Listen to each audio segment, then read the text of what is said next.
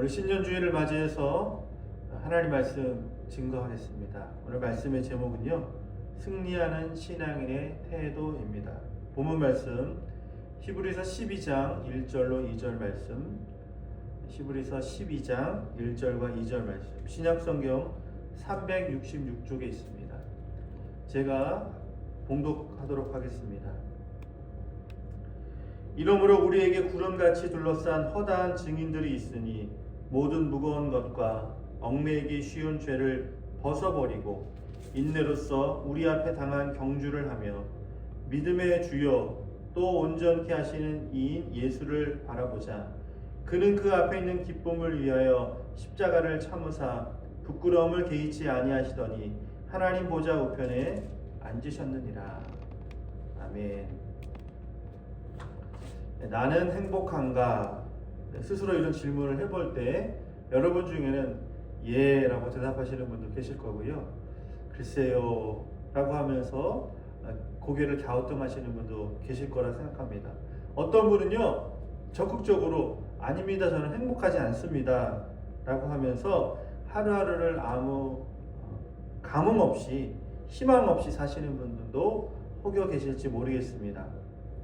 과거에는요, 평생 직장이라는 말이 있었죠. 그런데 요즘 작년 통계를 보니까 첫 직장에 들어간 신입사원 중에 무려 65.9%가 불과 1년 6개월 만에 직장을 그만두는, 이직을 하는 그런 통계가 나온 적이 있습니다. 사회뿐만 아니라 교회도 마찬가지죠. 어떤 분들은 한 교회를 꾸준히 다니지 못하는 분들이 계세요. 철마다 교회를 옮겨 다니는, 우리가 소위 말하면 메뚜기 신자 같은 분들도 교회 안에 찾아보게 됩니다. 이유가 뭘까요? 그분들의 이유는 있습니다. 교회가 은혜가 안 돼요. 성도님들이나 목사님이 저에게 관심이 없습니다. 이런 답을 하고 교회를 옮기시는 그런 분들이 있겠죠. 이처럼요, 교회나 사회에 한 곳에 적을 두지 못하고 현재의 삶에 만족하지 못하면서 항상 더 나은 삶을 헤매면서 찾아다니는 모습을 가리켜서 파랑새 증후군이라고 하는 말을 사용한다고 합니다. 여러분, 그 파랑새라고 하는 책을 기억하시나요? 벨기에 극작가 모리스 마르텔링크라고 하는 사람이 파랑새라고 하는 동화를 지었습니다. 근데 이 두 남매, 부모 없이 자란 두 남매가 결국에는 우여곡절 끝에 그토록 찾고 찾았던 희망의 파랑새를 찾고자 고군분투합니다. 돌아다닙니다. 산을 갑니다. 바다를 갑니다. 그런데 찾지 못했어요. 그리고 나서 어느 날 꿈을 꾸게 되는데, 그리고 이 꿈을 꾸고 나서 깨닫게 되는 것이 무엇입니까? 그 파랑새가 그토록 찾았던 것이 멀리 있었던 것이 아니라 바로 자기 집에 있는 비둘기가 파랑새였다라는 걸 깨달았다라는 것입니다. 우리도 마찬가지인 것 같아요. 막연하게 내년엔 잘 될 거야, 나 이 일만 해결되면 내 인생 역전될 거야, 소위 말하면 복고만 맞으면 인생 역전이야, 이런 희망을 가지고 소소하게 살아가는 사람도 있겠죠. 내가 결혼만 하면, 좋은 남자만 만나면, 내가 아이만 낳으면, 이 대학에 합격하기만 하면, 늘 이렇게 우리는 파랑새를 찾아서 다니고 있지만, 이 파랑새의 이 책의 결말처럼 행복은 멀리 있지 않다는 거예요. 내 가장 가까운 가정에서부터 가족의 소중함을 깨닫게 되고, 또 우리 교회, 구암교회 하나님이 세우시고 오늘까지 우리를 모아주시고 복되게 하신 이 구암교회야말로 여러분 진정한 파랑새가 아닐까요? 이곳에서 행복을 누리시고 또 이 안에서 하나님의 사랑을 마음껏 누리시며 천국을 바라보는 오늘 또한 2025년도가 되시기를 축원하겠습니다. 천국을 무엇에 비유할 수 있을까요? 천국. 저는 마치 종합운동장에 모여있는 사람들의 모습과 같다라고 생각합니다. 제가 사진 한 장을 보내드리면 2024년도 파리올림픽이 있었습니다. 거기에 이제 이 프랑스 파리의 그 메인 스테디움 주 경기장에서 폐막식이 있어졌는데 수십만 명의 사람들이 모여든 거예요. 그 폐막식을 보기 위해서 그리고 그게 폐막식 직전에 마지막 경기였던 마라톤을 경기를 끝으로 이 대단원의 올림픽 경기가 마쳐지게 되죠.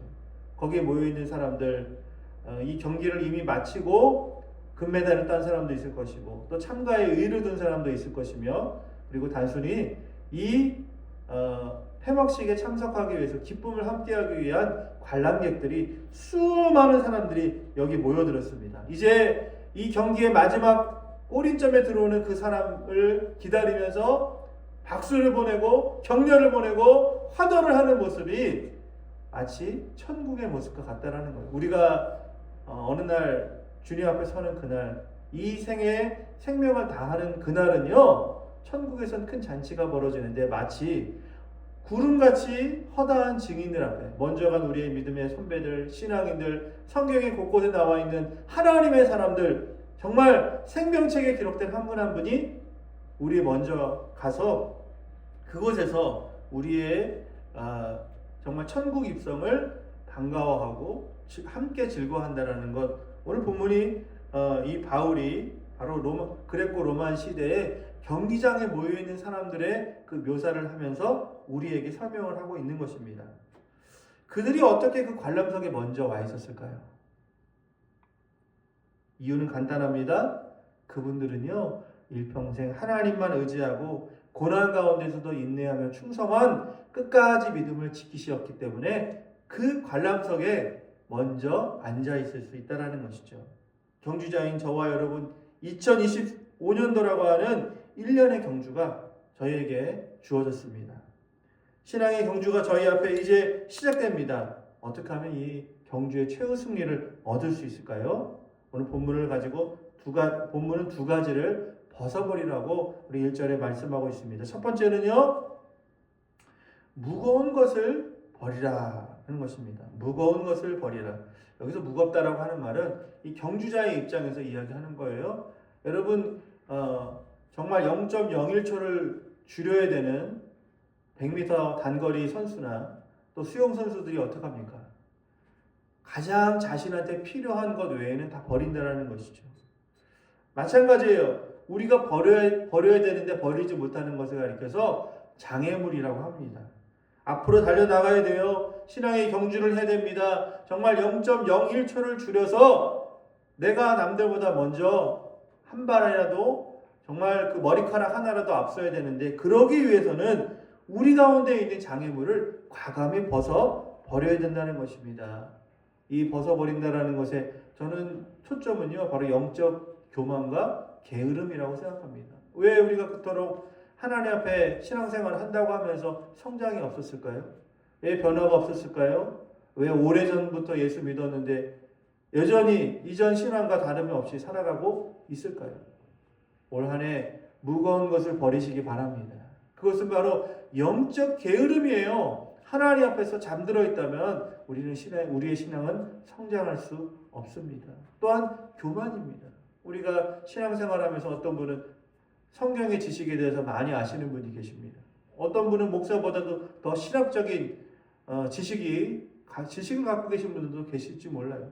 그러면 그런 마음 안에 더 겸손히 기도하고 성도들을 섬겨야 되는데 영적 교만으로 말미암아서 눈이 가려집니다. 귀가 가려져요. 그렇기 때문에 영적 지도자의 말을 듣지 않는다면 여러분 어떻게 우리 신앙이 성장할 수 있겠습니까? 창세기에 보면 소돔과 고모라 성이 이제 하나님의 징계를 받는 때가 나옵니다. 정말 이 성이 불타 없어지는 그때 하나님께서는 롯과 그의 가족을 구원하시기로 아브라함의 그 강청으로 말미암아서 구원받게 되죠.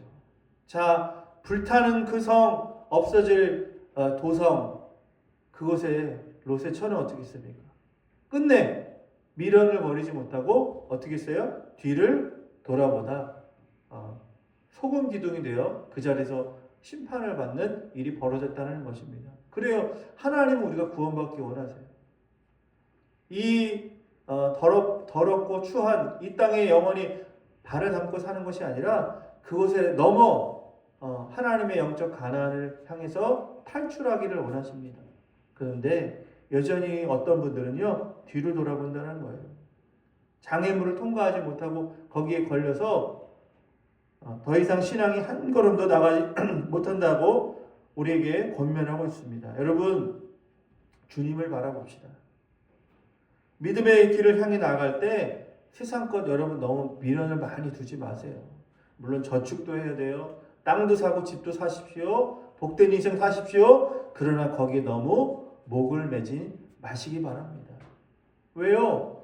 오늘 우리의 인생 정말 하나님 앞에서 오늘 피었다 지닌 인생과 같아요. 불구덩이에 던져지는 정말 나뭇잎 같은 인생입니다. 우리의 연약함 주께서 아시기 때문에 날마다 하나님 앞에서 성실하고 충성된 삶을 살아가지만 이곳이 전부다라고 생각한다면 우리의 삶은요 허무할 수밖에 없다는 것이에요. 롯의 처와 다르지 않다는 것입니다. 두 번째 버려야 될 것은 무엇입니까? 얽매이기 쉬운 죄라는 거예요. 오늘 여기서 나오는 죄의 헬라어 단어는 하마르티아인데 이 죄라고 하는 것은 여러 가지로 해석할 수가 있겠죠. 그런데 오늘 본문 말씀 이 하마르티아는 특별히 바울은 배교를 하지 말라고 권면하고 있는 거예요. 여러분, 배교가 뭡니까? 예수 잘 믿다 어느 날 불교로 가는 거예요. 어느 날 정말 교회 안에서 직분을 가졌습니다. 집사입니다. 장로입니다. 권사입니다. 그런데 어느 날 완전히 무신론자처럼 예수 안 믿는 사람처럼 싹 돌아서는 그런 사람들이 여러분 없을까요? 있다라는 거예요. 여러분 겉으로는 그러지 않을지 몰라도 속으로는 그럴 수 있다라는 거예요. 몸만 왔다 갔다 하는 겁니다. 여러분 난 신앙생활과 전혀 상관없는 사회생활을 하고 계신 분 계시지 않습니까? 교회 안에서는 거룩한 성도입니다. 직분을 가졌습니다. 주님을 위해 살겠습니다. 라고 하면서 교회 문만 나가면 언제 내가 예수 믿는 사람인가 하면서 싹 입을 닦는 사람도 있을 수 있다는 거예요. 여러분 이것도 어떻게 보면 얽매이기 쉬운 죄입니다. 사단과 타협하는 거예요. 사회생활에 내가 적당히 회색 분자처럼 살아가는 것 있을 수 있습니다. 오늘 바울은 우리에게 권면합니다.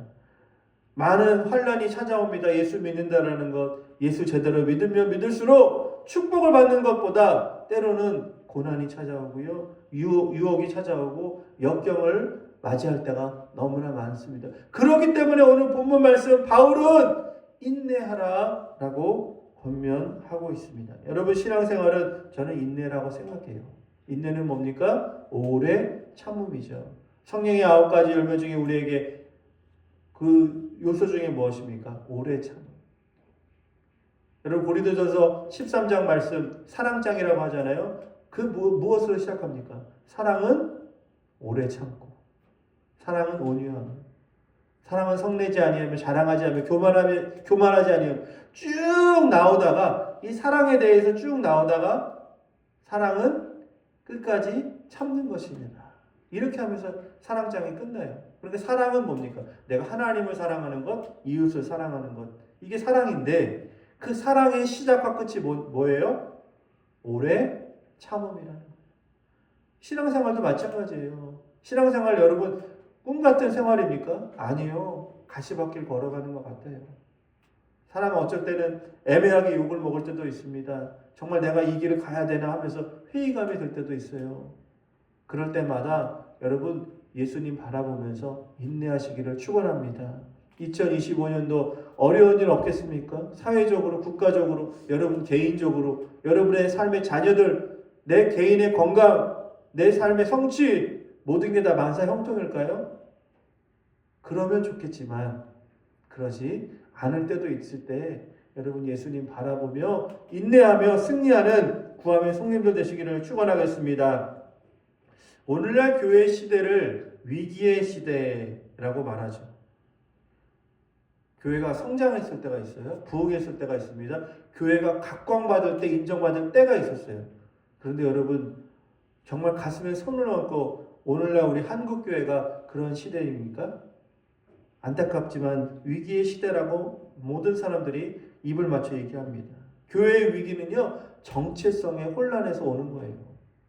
왜 우리 교회가 여기 존재해야 됩니까? 왜 한국교회 매 주일마다 새벽마다 수요일마다 금요마다 모여 예배를 드리고 헌신합니까? 왜 그러냐는 거예요. 여러분 젊은이들, 청소년들 교회 요즘 잘 안 나옵니다.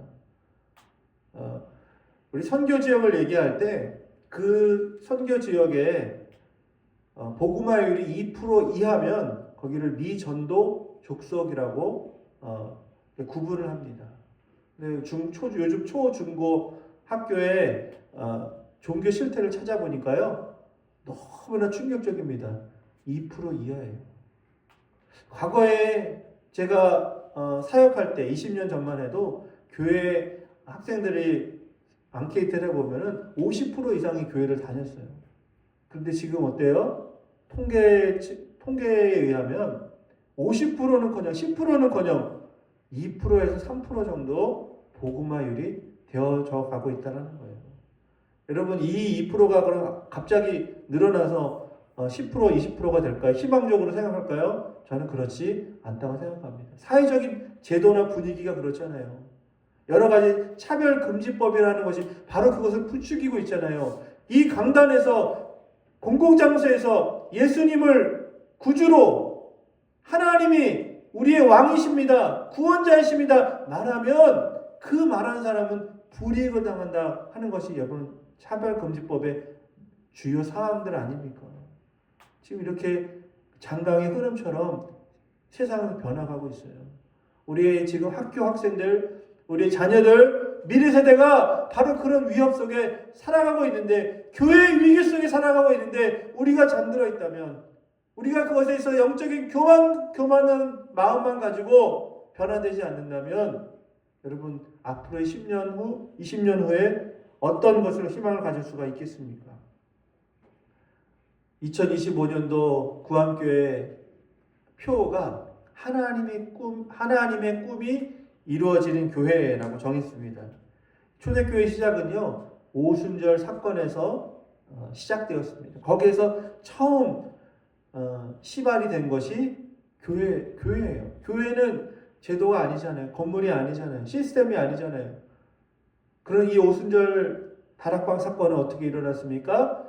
예수님이 약속하신 것을 붙잡고 오직 기도에만 힘썼기 때문에 이런 오순절 사건 그리고 교회가 시작되었습니다. 이 위기의 시대에 다시 한번 희망을 가지고 이곳에 하나님의 영이 충만할 수 있도록 하는 방법은 저는 다른 데 있지 않다고 생각합니다. 초대교회로 돌아가는 것이죠.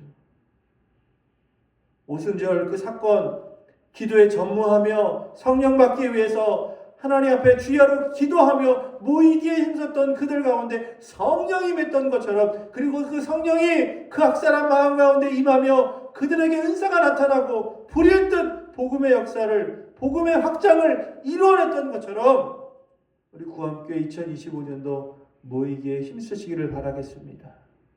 모일 때마다 기도함으로 성령의 충만을 간구하는 구암교회 되기를 소망합니다.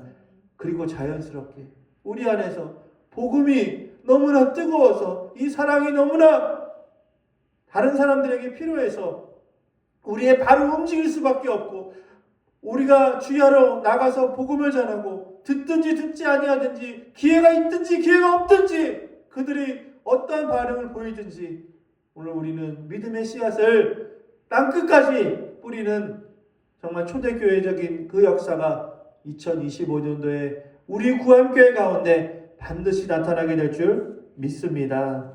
사랑하는 구암교회 성도 여러분, 무엇을 위해서 살아가겠습니까? 여러분 어디에 희망을 두고 계십니까? 저는 오늘 본문의 말씀처럼 예수님을 바라볼 때 우리의 삶이 다시 한번 새로워지고 하나님 안에서 새 소망이 넘쳐나게 될 줄 믿습니다. 오늘 말씀의 결론입니다. 파랑새를 찾아다니는 우리의 모습, 어디에도 예수님 외에는 행복이 없습니다. 하나님 밖에는 구원이 없습니다. 저에게 어떤 분이 목사님 꿈이 무엇이에요? 라고 물어보신다면 저는 이렇게 답하고 싶습니다. 저는요, 하나님의 다이어리를 공유하고 싶습니다. 그분이 무엇을 생각하시는지, 그분이 어디에 계신지, 나에게 그리고 무엇을 원하시는지 저는 너무나 알고 싶습니다. 그래서 하나님의 다이어리, 하나님의 스케줄표를 매일 알기를 원합니다. 그것이 저의 꿈입니다라고 저는 고백하고 싶습니다.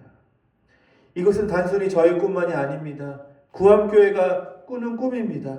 하나님이 어디로 가시는지 저는 가겠습니다.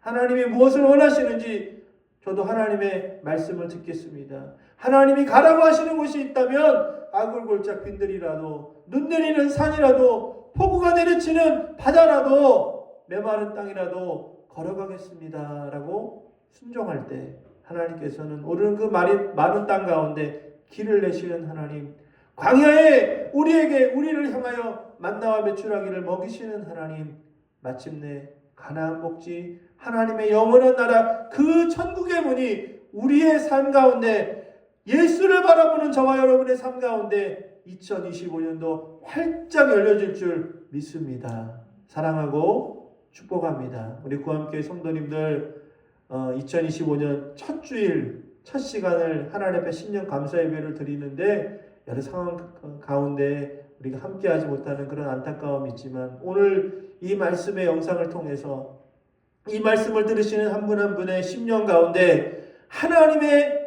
거룩한 성령의 불이 강력하게 임하게 될 줄 믿습니다. 여러분 위해서 또 올 한 해 열심히 믿음으로 달려나가는 저와 우리의 가정 되도록 기도요 많이 해주시기를 부탁드립니다. 기도합니다. 신년 주일 하나님 앞에 간절한 마음으로 예배합니다. 기도합니다. 하나님 말씀을 증거합니다. 이 가운데 성령이여 임하여 주시옵소서. 각 사람 마음 가운데 임재하여 주시옵소서. 우리의 마음의 소원 기도의 제목 응답하여 주시고 뜻하는 것 바라는 것 주님 안에서 이루어질 수 있도록 어렵지만 힘들지만 예수님 바라보며 그 최후 승리 얻음으로 주님 그 마지막 날에 구름같이 허다한 증인 앞에서 주님 앞에 그 하나님 보좌 앞에 계신 예수님 바라보는 우리의 모습 되게 도와주시옵소서. 감사드리며 예수님의 이름으로 기도합니다. 아멘. 교회 소식을 알려드리겠습니다. 오늘 2025년도 신년 감사 예배로 지금 드리고 있는데요. 오늘 폭설로 인해서 교우들 많이 참석하지 못해서 이렇게 유튜브로 촬영하게 됩니다. 다음 주에 성찬식과 기도카드 작성을 하도록 하겠습니다. 또한 지난주에 배부했던 달력, 또 말씀카드 미처 받지 못하신 분들은 다음 주에 또 나눠드리도록 하겠습니다.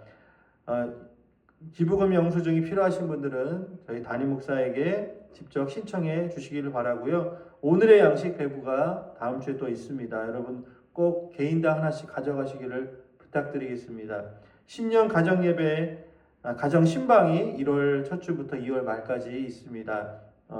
모든 가정들 시간이 걸리더라도 신방할 예정이니까요. 담임 목사에게 신청해 주셔서 축복된 한 해가 될 수 있도록 가정별로 또 예배 드리며 기도의 시간들이 되기를 소망합니다. 오늘 점심시간에 제공하려고 했던 부분인데요. 떡을 담임 목사 가정에서 제공합니다. 이것은 우리 사모 어머니 되시는 장모님께서 특별히 우리 교회를 사랑하시는 마음으로 원년에 이렇게 떡을 제공해 주시는데 오늘 배부가 못 된다면 이번 주 중에라도 여러분 가정당 보내드리도록 하겠습니다. 학생 청년 연합수련회가 1월 20일부터 22일까지 원주에 있는 한라대학교에서 있습니다. 대상은요 우리 중고등학생 청년들입니다.